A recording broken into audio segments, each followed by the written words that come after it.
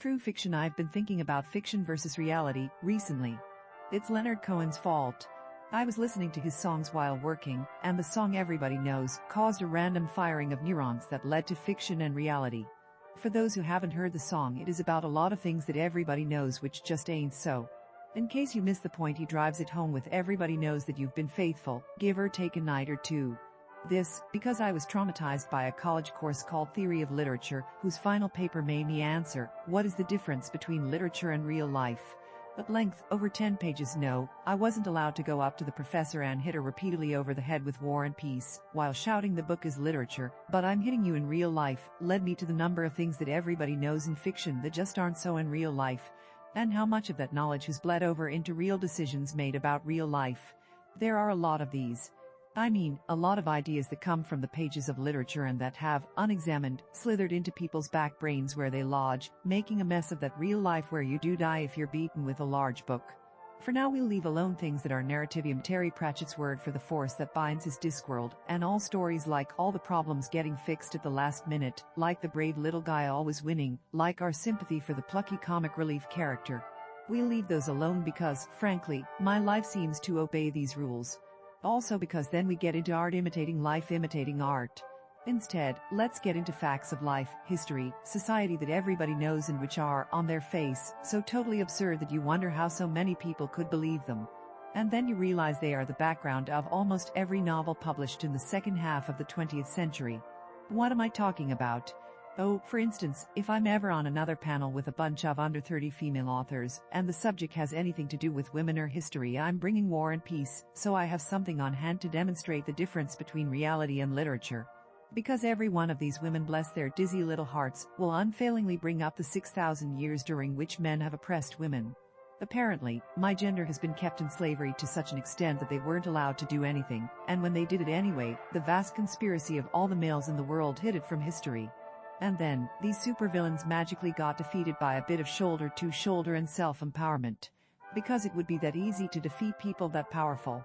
Usually I counter this by pointing out that the men I live with, all three of them, can't agree on whose socks are whose, much less on a vast conspiracy involving doctoring history books, blackening the name of female religions, associating goddesses with unpleasant things, etc. ad nauseum. They look at me, round-eyed, and then go on as though I hadn't said anything, which is why I need War and Peace. The iron cover edition. Even right now I can see some of you going, but yeah, right. Women were oppressed, right enough. By a collective conspiracy of males. Oh, HLL no. By biology. When you spend most of your life incubating new life and caring for infants, and in the conditions of the time are likely to die of it, yeah, you're probably not going to be a great thinker or warrior. Not to mean there weren't some more thinkers than warriors, mind, and those either religious or noble and almost unfailingly either celibate or delegating the business of raising the children to other women. Look, kids, men were oppressed too.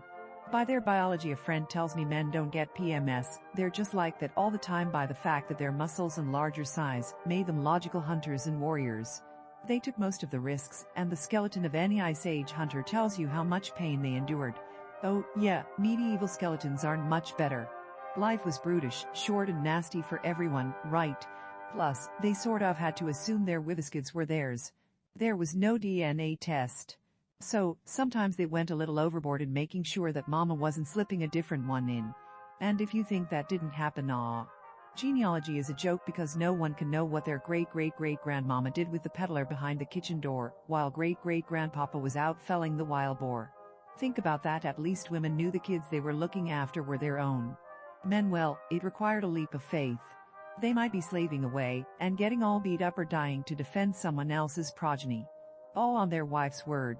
What never happened outside books is the gigantic conspiracy of males, that we must keep her down the well, we have to erase memories of the wonderful matriarchy, by making the goddess into an evil demon in our religion, this woman beat our pants, so we'll erase her from history books. To begin with, this idea is absurd on its face. No. Hear me out. How can today's college-educated, smart women not realize both the vastness of the world, and how unconnected and tribal it was even 100 years ago, let alone 6,000?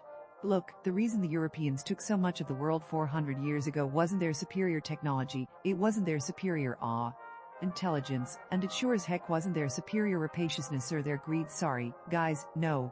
It was the fact that they were the first to overcome tribalism in favor of the nation-state, and that they had continent-wide communication and at least limited cooperation between nation-states. Read stories of colonization. Time after time a tribe eliminates the European colony thinking that's the tribe, that's all there is. Good strategy in tribal wars.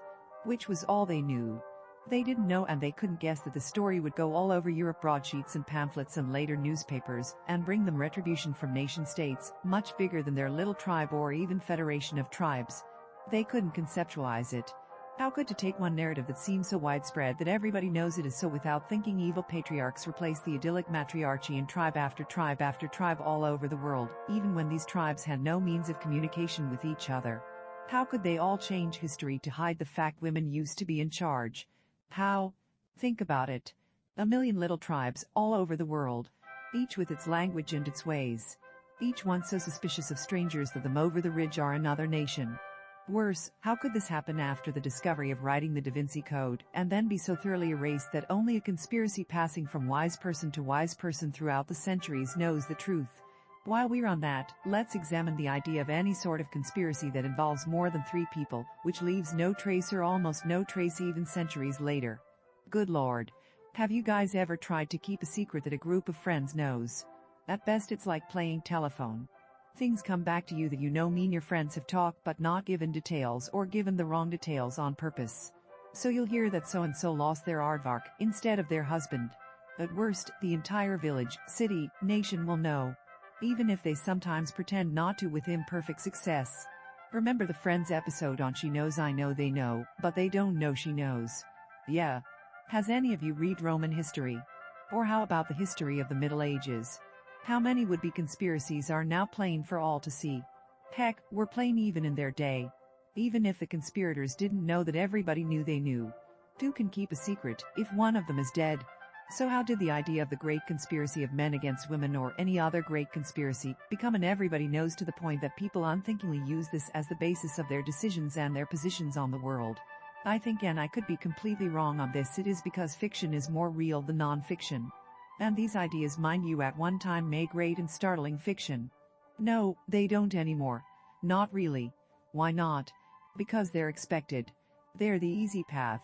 Oh, you can still use conspiracies in secret societies.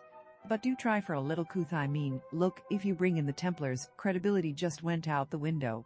As for the conspiracy of men against women, heavens, you might end up on the NIT bestseller list. That's how old and hackneyed the idea is.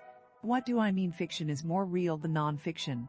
Well, I have followed in some fascination the way that false memories are created, and they are very close to the way good novels are written. The way to make someone remember think they experienced something that just ain't so, is that you weave reality and fiction, things they know are so, and have experienced the wind on your face, the tight throat that comes with crying, the description of a sunset with the things of imagination. If you do it well enough, people will believe they lived it. They will believe these are things they saw with their own eyes and lived in their own lives. Oh, not rationally, but where it counts, in the back brain. No wonder educated women and men know these things that could not withstand the most cursory examination. No wonder it becomes the substratum of belief and knowledge from which decisions are made. So, what am I saying? That we should regulate what goes into novels. That we, writers, should examine the ideas we weave in our fiction. That readers need to think more objectively about what they read. No, yes, but, look, no one should regulate what goes into novels or any form of art. The idea of a censor board gives me cold sweats. It's bad enough it is being regulated, in a way, right now, by the everybody knows syndrome. Try to write a novel in which a female-dominated society is more rapacious and evil than their patriarchal counterpart, and it's likely to be rejected with, but this was never so when a truth, maybe it wasn't, there is really no evidence of any female-dominated society. Again, see the part where women were slaves to their biology. There might have been Amazon-like groups in some tribes, but the evidence is so far not conclusive, but it's as likely as the other way around. Should we, as writers, examine the ideas that go into fiction? Yeah. Indeedy. Never mind that some ideas that make great fiction make no sense in real life, it's a 1,000,000 to 1 chance. That means it's a sure thing. At least as a writer, try to rise above everybody knows. Try for original ideas and ideas that make sense. The great patriarchal conspiracy, all joking aside, no longer thrills anyone. Dan Brown might have milked the last of it. Other things that no longer thrill anyone and which have become part of everybody knows with very little basis in fact, the idea the oppressed rise up against their oppressors. In fact, the oppressed usually rise up when the oppression lightens. All the great revolutions were bourgeois ones. The only other revolutions are actually action from outside the idea that intellectuals are naturally allied to the workers. This is a Marxist chestnut that has made its way into fiction, and from it into popular belief. In fact, we eggheads, with few exceptions, are puzzled by manual workers. I might be one of the exceptions, but just because I like manual work, the idea that women are more caring and peaceful than men, no, seriously. I think this must have come from the fact that most women writers way back were spinsters or nuns. Look, I went to an all-girls school. It was sort of like hell without the flames. Except that one time we short-circuited the electrical board in the attic to get out of English class. But I think the statute of limitation has gone out on that one. Women are as sneaky and underhanded as their male counterparts, and BTW, they can get very physical too. So please, no more planets where there are only women so it's peaceful, no matter how much it allows male writers and editors to enjoy a bit of vicarious and guilt-free tribatism. It is not my business to tell anyone what he should write. It is my business to tell my colleagues the main problem I have with most books nowadays is that they bore me to tears. Now, I might not be representative of most people. Some people clearly read to have their biases confirmed. But not all. I'm convinced there's a large group of people like me out there. And that large group is woefully underserved. Yes, readers should be thinking about what authors wrote and examining it for plausibility. But if storytellers are doing their job, then readers won't, perhaps can't do so. So it comes back to writers again. I won't ask you to use your powers for good. Instead, I'll ask you to do something more difficult. I'll ask you to think and to find ways to make your readers think. It will be more fun. And it just might bring about a better future in which everybody knows is at least a little closer to reality, and people aren't making decisions based on false memory syndrome. If you like this content and want to support this channel, the blog, and Sarah's continued writing, please like and subscribe. If you really enjoy the content, please come and join the fun at accordingtohoot.com.